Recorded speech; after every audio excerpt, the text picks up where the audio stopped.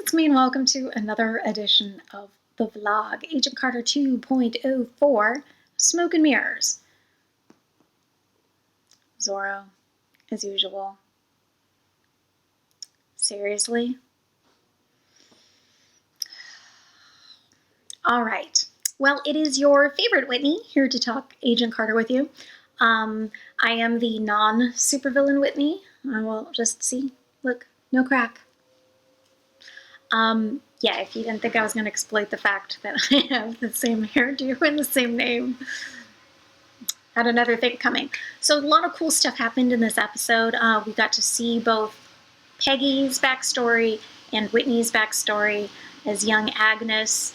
The differences, the similarities. Both of them were women who wanted far more than their roles destined them to be. Only the interesting thing is that Peggy's brother opened the door for her, knowing how smart she was and skilled she was as a code breaker.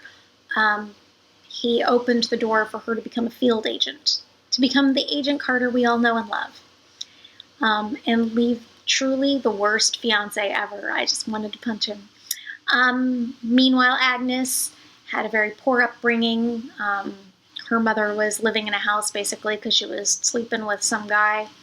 And even though Agnes was brilliant, her brain was never going to get her anywhere because she was a woman. So her mother told her she needed to wise up, that the only thing that people cared about was this. Which, sad to say, is pretty true. I know an awful lot of people who wouldn't listen to a single word that came out of my mouth if that didn't look like this. It's true. Sadly. It's also sad that, it's really hard to get upset at Whitney Frost. I mean, I kind of see where she's coming from in a lot of things.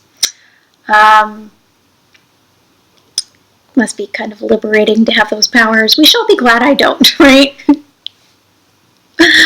But it was a great episode. Okay, so Zero Matter. Let's talk about the two people affected by it. So Wilkes is still intangible, and worse yet, he seems to be seeing a rift and feels called towards it.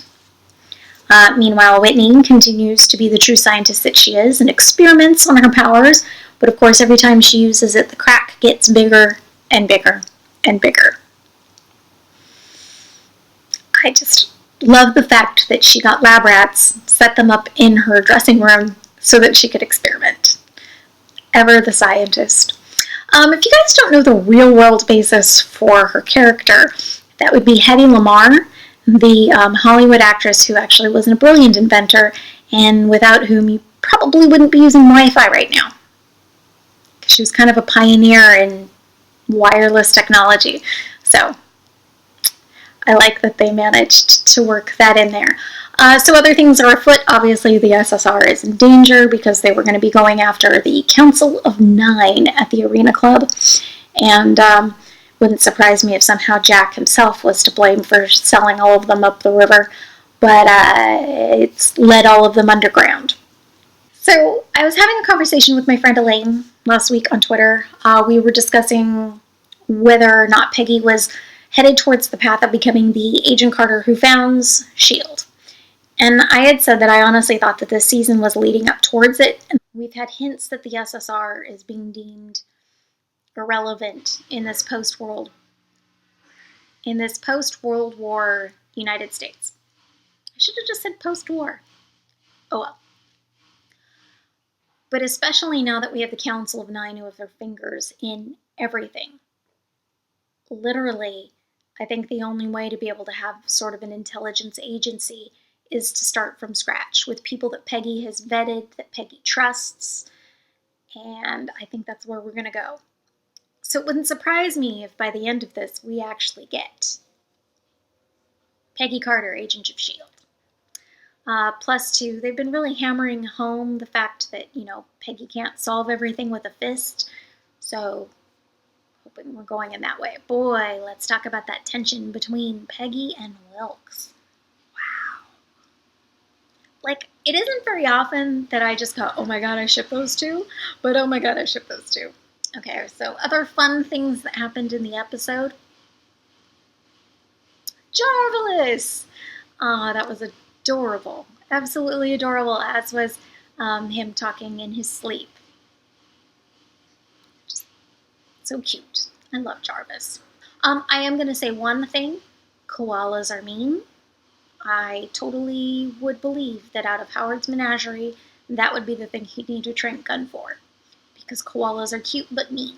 As far as what's going to be happening in the immediate future, I don't know. I'm guessing that Whitney is going to be consolidating her power because really she is the one with the power. So it really doesn't matter if the Council of Nine fall because she has power now.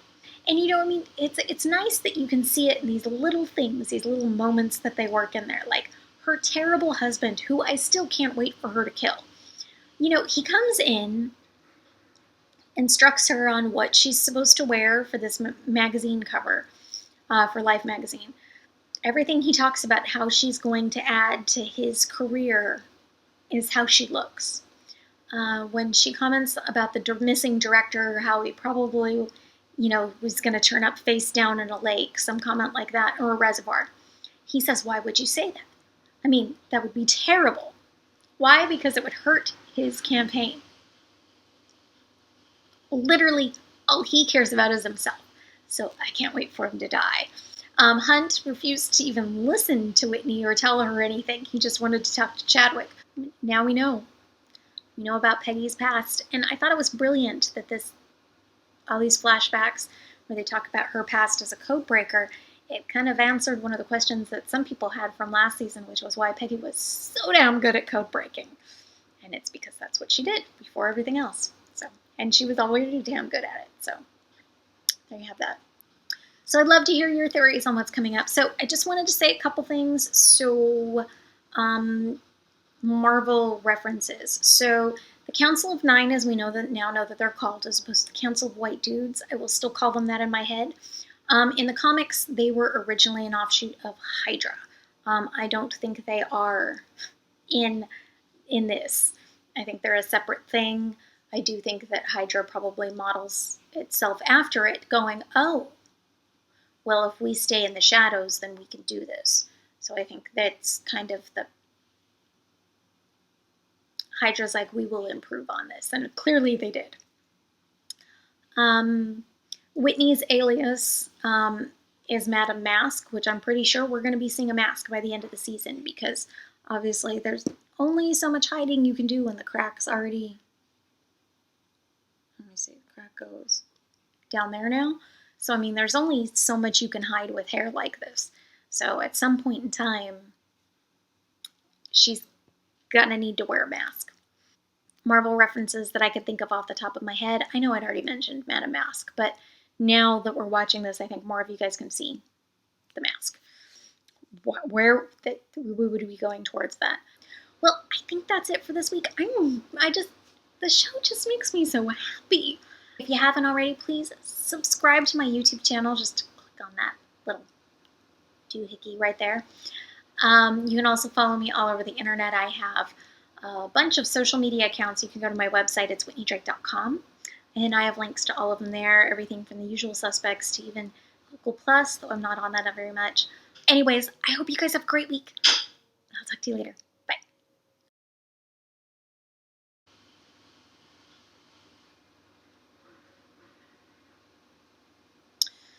So, totally losing my train of thought here.